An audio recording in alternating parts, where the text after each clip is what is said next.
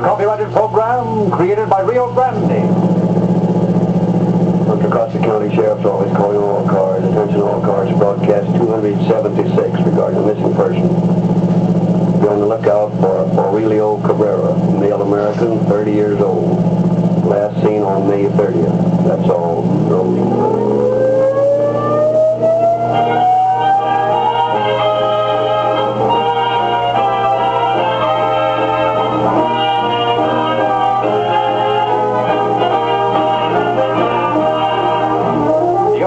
A judge in a nationally known Chicago boys court made this statement: crime prevention must begin in the high chair, not the electric chair. And in recognizing the truth of his words, it occurred to me that the principle involved also applies to wear and tear prevention in automobiles. Some motorists make it impossible for their cars to give them long and loyal service because they contribute to their delinquency with hobo oils. Tens of thousands of you folks do know the wisdom of safeguarding a motor with Real Lube. The money-saving benefits for the crew from keeping a healthy motor in a healthy car with its infallible, indestructible lubricant. A veritable army of motorists depend on this pure, 100% paraffin-based motor oil, having learned that Real Lube can't be broken down by the engine heat of their highest speed. That its quick and smooth flow to every moving part is as constant in cold weather as in hot. When you drive in for your tank full of Rio Grande cracked in the morning, take on a crankcase full of Real Lube or Rio Grande, Pennsylvania. Prevent the wear and tear on both your motor and your pocketbook. See your Rio Grande dealer tomorrow.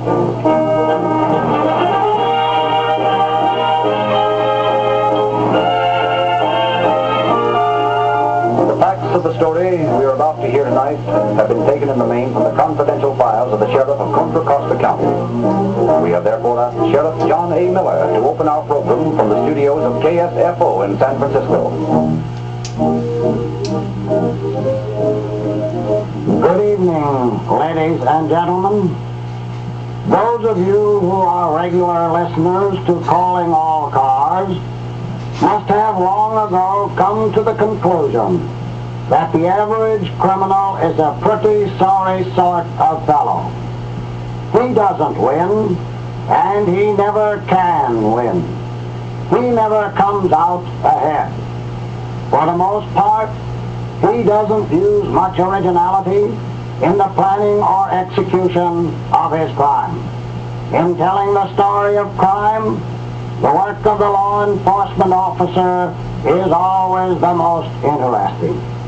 Clear-cut cases of premeditated crime for material gain are relatively easy, but occasionally an officer runs across a case in which the motive is entirely hidden under some complex line of thought.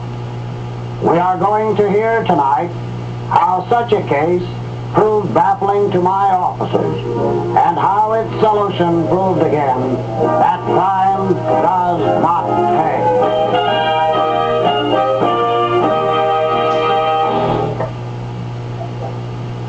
Our scene is the office of Sheriff Miller. Under Sheriff Al Algins is making a report. Glad you got here, Sheriff Miller. I was over at the Memorial Day services when I got your message. What's this about a murder? Well, I just got a call from Deputy Sheriff Ralph Harrison of Port Costa. He's found a trail of blood leading from a house on a hill down to the water's edge. A body was apparently dumped in the bay. That's all I know. That's enough. Give me that phone. Yeah. Get me Charlie Scudero, the police chief at Pittsburgh. I'll have him send over his grappling hooks and a crew to Port Costa. We'll go over the details on the way.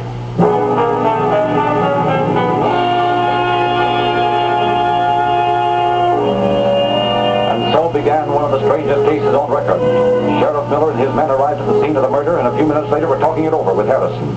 Alan Harrison, let's hear the details. Well, about an hour ago, I was crossing the SP tracks and spotted what I thought looked like blood. I examined it pretty close and was sure of it. Besides blood stains, I found a few pieces that looked like skull bone. You have them? Yeah, wrapped them in paper here. It's human skull, isn't it? Yeah, that's what it is, all right. It's murder sure as I'm a foot high. What's the rest of the story? Well, I followed the trail along the tracks and down to the edge of the water, then by that pile of big rocks on the shore. Could you see anything in the water? No, it's too deep. Now, go on. Well, I doubled back on the trail. On the other side of the tracks, the blood leads up through the oats to the top of the slope over there. The trail plain? I'll say. You see that little house up there, 180 yards from the tracks? Yeah. The blood trail ends in the backyard. Come on, I'll show you. Okay. Davis, you take the camera and scoot down to the water and get some pictures. Yes, sir. And follow us back up to the house. We'll have this case sewed up in no time.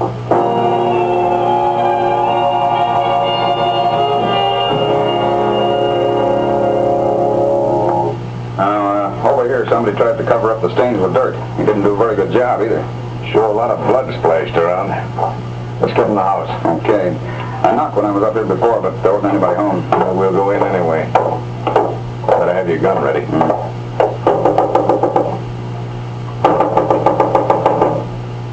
Still nobody home. Try the door. Careful now. This is Sheriff Miller. Anybody home? Yeah. Empty. Might as well look around while we're here. Yeah. Don't seem to be any signs of a struggle. No. Here, what's that over in the corner? Looks like clothes. Yeah, look at them. Soaked with blood. And the floor all around here. Blood stains all over it. Yeah, and look at this. An axe that's been recently cleaned. Probably what the murderer used. But there's no blood left on it now. We might find some under the glass. We can send it over to Dr. Heinrich. Excuse me, Sheriff. Yeah? There's a crew from Pittsburgh with the grappling hooks in here. Thanks, Longo. Come on, let's get down to the water and do some dredging.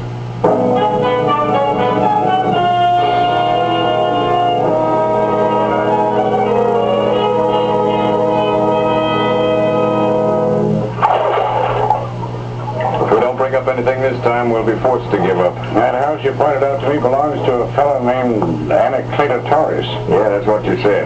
He's a Mexican working for the SP. Well, we'll either bring him up or somebody he killed. I don't hardly figure you're going to find... Hold it. Huh? You get something? I got away. Roll back over the spot. Okay. Now put it easy and steady. Got it this time? Yeah. Now we'll see what our victim looks like.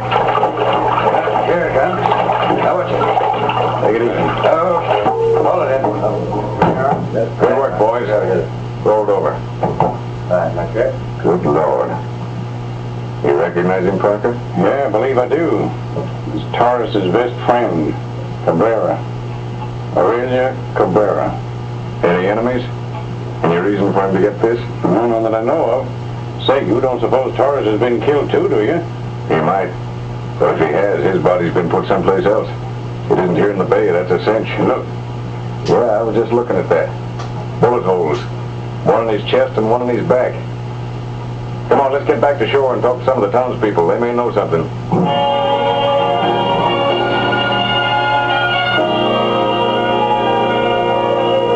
Sheriff Miller and his men began a systematic questioning of neighbors of the missing man. Now let me get this straight. You say these three men were in your hotel and bought some whiskey earlier in the evening? Yes, sir. Torres and Cabrera and another fellow named Mercedes. This was quite early last night. They were planning to do some drinking at Torres' house. I see. Why, what's wrong? Oh, just a slight case of murder. Murder, eh? All three of them? I don't know yet. Cabrera is the only one we've found so far. Where does this Mercedes live? Well, you go up the service station and turn to the left, and it's the second house. I don't know nothing honest. I don't. Torres and Cabrera and I brought a bottle and went to Torres' house, and we got another bottle and drank it here. Torres and Cabrera left about 3 and I went to bed. Is that all? No, about 6 o'clock my wife woke me up and said Torres was outside and wanted to see me. What do you want? He said I put the man in the water. Go on. I asked him who and when, but he didn't answer me. He told me to keep quiet. He told me what he'd do if I talked. What did you say to that? I didn't say anything. I was afraid of him. What else? That's all. Honest, I don't know nothing. I didn't have anything to do with it. I believe you, Mercedes, but don't leave town. We may need you for a witness. Come on, Harrison, let's go back to Torres' house and wait for him. I'll phone Sacramento to put an arrest order through on the teletype. He might be anywhere by now. We need the whole state to help us.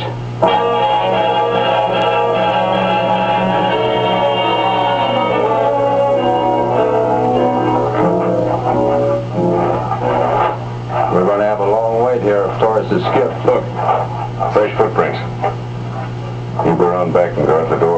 Yes, sir. And you and I'll take the front, Harrison. Okay. Be ready for action. And how? Looks like he flew the coop. But there aren't any footsteps leading from the house. Let's go in.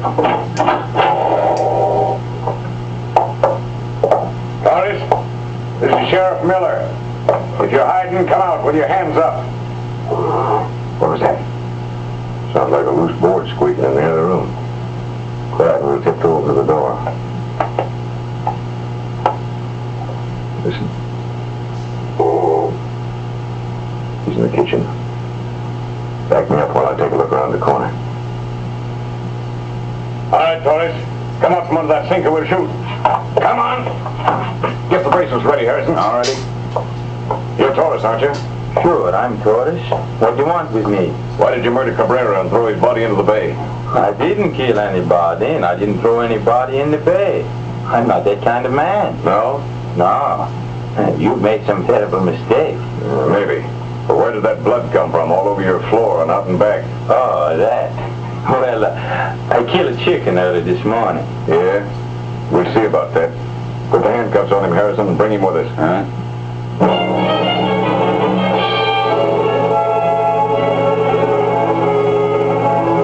Back in his office, Sheriff Miller confronts Torres with his accusers. Now, don't be afraid, Mercedes. Is this the man? Yes, that's Torres. And he's the man who early this morning came and told you he'd thrown a body in the bay? Yes. What do you say to that, Torres? I don't know what he's talking about. Do you deny going to the hotel and buying liquor with Cabrera and Mercedes? When? Last night. You must be misinformed. Did you drink with these men last night? No. Or just where were you last night? I was home. All evening? All evening. Torres, you're not getting any place by lying like this. Why don't you come clean and confess? I have nothing to confess. What did you do with the gun you shot Cabrera with? I have no gun. The only gun I have ever seen was in the movies. But you shot him, once in the chest and once in the back. You must be mistaken, Sheriff. How can I shoot a man when I have no gun? Come on. We'll lock you up in the Martinez jail and let you think this over. Maybe you'll change your mind.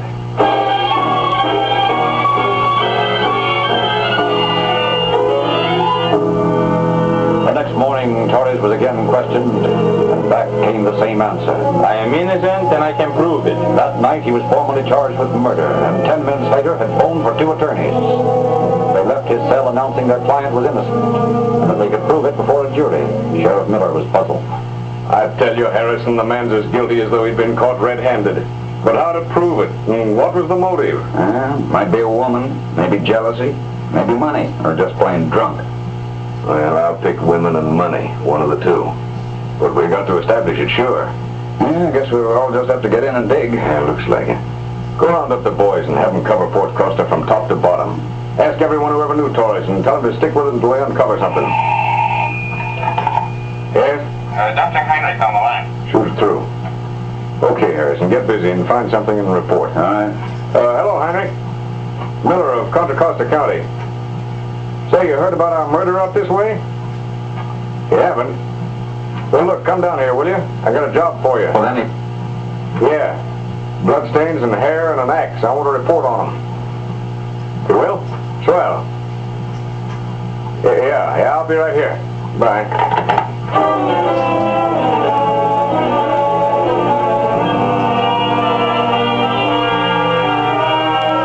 Several days later, in Sheriff Miller's office. got a lead for you, Chief. Good. Let's have it. I got to talking to one of the entertainers in a little cafe in Crockett where Torres and Cabrera used to drink. I think I found your motive. Good work. What's the story? I'll let the girl tell it. She's outside. Just a second. Come in, miss. Sure. Say, is this on the level? You ain't gonna get me into this. Oh, hello, Sheriff. Good morning. Won't you be seated? Thanks. Harrison here tells me you can supply a motive for the murder of Aurelio Cabrera. Is that right? Well, I don't know whether it's a motive, but those two guys were quarreling a few nights ago over some money. I said women or money. Say, I wasn't mixed up in it. I was just a referee, that's all. Let's have the details. Sure. Well, I do a little singing, and I just finished my number when this guy, Torres, came over to me. Hey, you! Come over here. Well, look at that, Cabrera. Yeah, this is the way I like them. Talking to me, mister? Yeah, sit down. Thanks. My name's Torres. This is my friend Cabrera. Glad to meet you. How about a dance, huh? Can't. We ain't allowed to dance with the customers. Hey, what kind of dump is this? Well, then how about a drink, huh? Sure. That's better. Hey, waiter, 3 gin fizz. Gee, what's the big idea? I didn't want a gin fizz. What's the matter with a gin fizz? Yeah, what's the matter with them? Okay. Where you guys from? Port Costa. What's your name? Who wants to know? We do. Here's a drink. 60 cents. 60 cents. Sure. That's funny. What? What's funny? I had a $20 bill in my pocket when we started out tonight. It's gone. Sure, I know. You guys always got $20 bills. But you just lost them or left them in your other pants. Hurry up, buddy. Snap it up. I'd pay for them here. Okay. Somebody took my 20. Sure. Reached in your pocket when you wasn't looking. That's it, when I was dancing. Are you sure you had it when you started out? Maybe you did leave it home. Nuts, I had it when we came in here. Oh, you punched her. Come on, bottoms up. Sure, forget it, Dory. Say, you seem awful anxious for me to forget it. What do you know about it? Who, me? Yeah, you. What you do with it? Oh, shut up. I didn't take your 20. Now keep quiet. Of course he didn't take your dough. Keep on wrangling, the boss will throw you both out. Drink your drink. Drink. Okay. Okay, but remember this, Cabrera. I want that dough, see? I know you took it, so when you get through with your little joke, you give it back. I didn't take it. See? I didn't take it. If you don't give it back, I'll kill you. Get me? I said I'd kill you, and I mean it. Oh, nuts to you two. I don't have to sit here and listen to a lot of hot air. I don't think there was a 20 in the first place. See you guys later. Now look what you've done. Never mind the girl. There's plenty of them. But there ain't many 20s floating around. Now hand that dough. Oh, that's the way the whole thing started and kept on going. They sat there and argued for a while and then left. That's all I know. Well, that's enough, miss. Quite enough. Thanks for coming over. Oh, skip it, Sheriff. Glad I could help you. Maybe you can do me a favor sometime. Perhaps. Well, so long. And you too, big boy. So long. Now, what do you think? I think you're right about the money angle. That's the motive, all right. Probably when Torres got tight again, the question of the missing 20 popped into his mind, and this time he carried out his threat. Imagine killing a man for $20. It's been done for a lot less. Incidentally, here's some more news that might interest you. Yeah, what? Here's a report from Heinrich. Oh, prove anything? Yeah. The blood on the axe and on the clothes and on the floor and on the ground outside are all human blood and not chicken blood. Well, that just about clinches it, doesn't it? To me it does. But how about a jury? Let's get over to the jail and have another talk with Torres.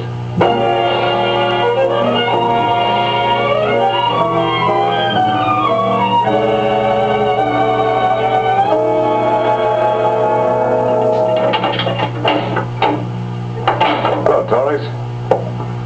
Mind if I sit down? Okay. There wasn't chicken blood on the stuff we tested. No? It was human blood. On the axe, the clothes, the floor, and the ground outside your house. So what? Just what I said. It was human blood, which means you killed your friend Cabrera. Killed him for $20. You know you did it. Why don't you come clean? Sheriff Miller, I told you the other day I did not kill Cabrera, and I'm telling you again. I did not kill Cabrera. You're wasting your time on an innocent man. Okay, Torres. Have it your way. But remember this. I've got all the evidence I need to convict you and send you up for life. Then why waste time? Have the trial and try to convict me. You can't do it because I'm innocent and can prove it. I'm trying to save the state money.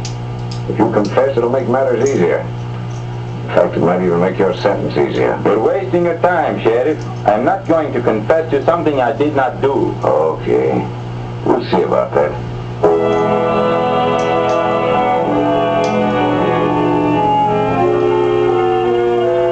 Miller was positive that Torres was guilty and determined to get a confession. A week went by. Come in, Fred. You want to see me? I've been over to the DA's office, and he's as anxious as you to get a confession. Now, we've got a plan to present to you. Shoot. Well, it's simple. All we have to do is... Just a minute before you tell me. Here's something I want you fellas to thoroughly understand. There's to be no rough stuff of any kind. Now remember that, no rough stuff. You don't have to worry, Sheriff. There'll be no rough stuff. You see, we found out that Tories are superstitious. Superstitious? Yeah, and how? Now here's the plan. We'll get a microphone, some wire, and a loudspeaker. Get Torres out of his cell for a few minutes on some pretext, and then we'll install the speaker in his cell.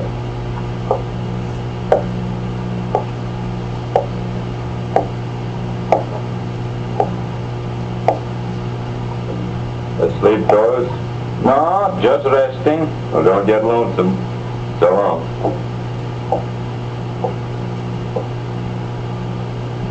In the meantime, Deputy Harrison at the microphone. Who's that? Who's that? What do you want? Who's tapping? Torres. Torres. Who is it? Who's calling me? I am the ghost of Cabrera. Cabrera? What do you want? You killed me. You know you killed me. No. Speak to me, Torres. Tell me why you killed me. Go away. I will not go away. I've come to haunt you. Please go away. Why did you kill me? Answer me, Torres. Leave me alone. Not till you tell me why you killed me. Please go away, Cabrera. Tell me you are sorry you killed me. Tell me, Torres, that you are sorry you killed me. Please, Cabrera. Leave me alone. You know you killed me. You know you hit me with the axe and then you shot me and threw my body in the bay. Why did you do it? Tell me why. Tell me you are sorry you murdered me, Torres. I didn't kill you. I didn't. You know I didn't. Now go away and leave me alone. Don't you remember, Torres? We went with Mercedes to the hotel and bought a bottle of whiskey and went to your house and drank it. Then we bought another bottle and drank it at Mercedes' house. We left about 3 in the morning and went back to your house to go to bed. But you began to call me names and say you were going to kill me if I didn't give you $20 you thought I had stolen from you. I swore by the Holy Virgin that I didn't take your money, but before I could defend myself, you hit me on the head with the axe, and while I was still alive, you grabbed your gun and shot me twice. Remember, Torres? I didn't kill you. I didn't kill you. It's gone.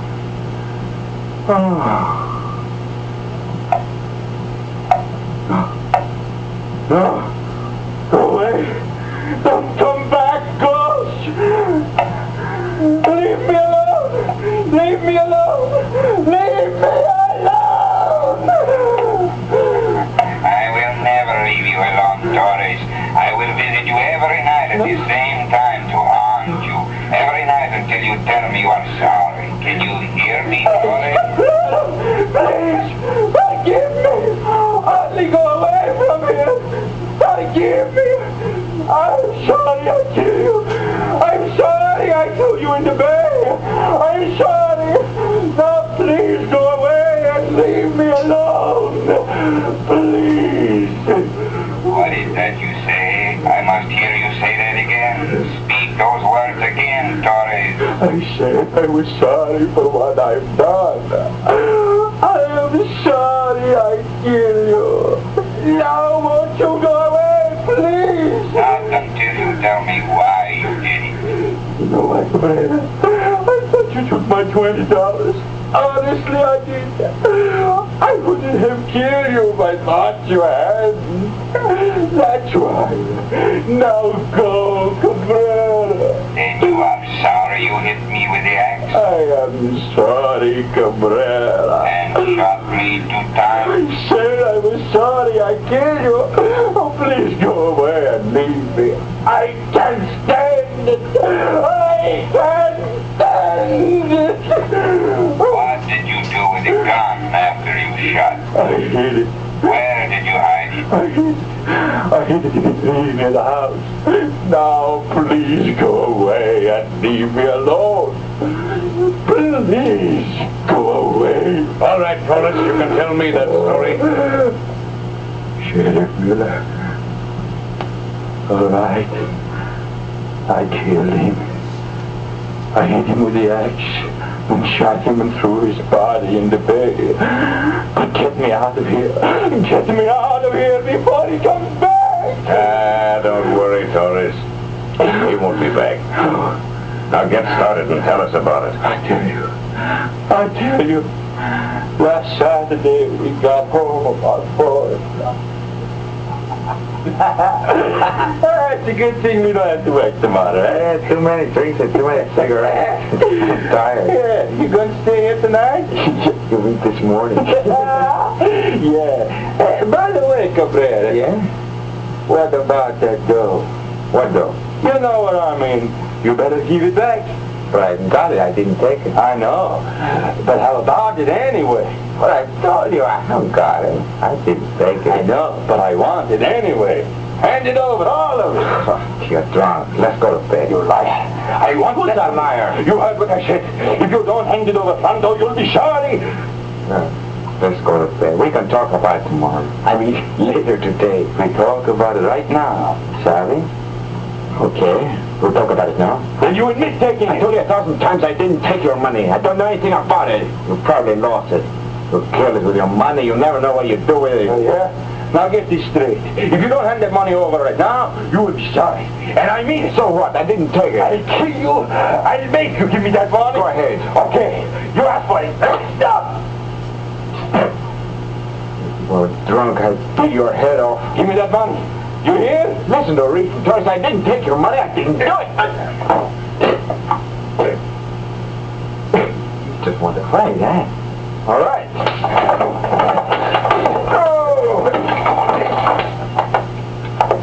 Now then, maybe you go to bed and leave me alone, huh? But you want more, huh? Doris. Down there, eh? Put it down. For God's sake, Doris. You don't have to do it. Keep away from me. Keep away from me. Come back here. Come back here. I'll fix you. Where is my car? Now then. That's the way it happened. I took his body down and dumped it in the bay. Then I hid the gun in a hollow tree. All for a $20 bill, huh? Yeah. Did he take your money? No. I found it next morning.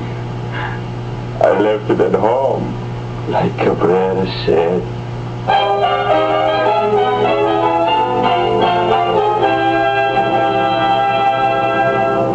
In just a moment, we will present concluding facts regarding our program. Meanwhile, if you're not giving your motor maximum protection, get it with all-weather Real Lube.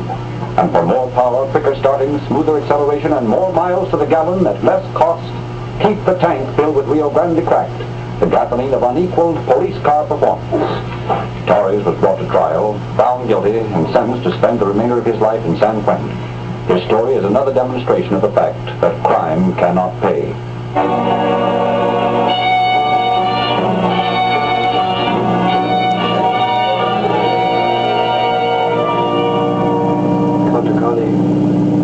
Contra Costa County Sheriff's Office calling all cars.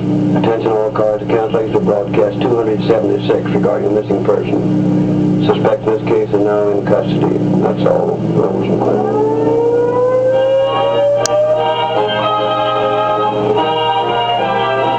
This is your narrator, Frederick Lindsley, bidding you good night for Rio Grande.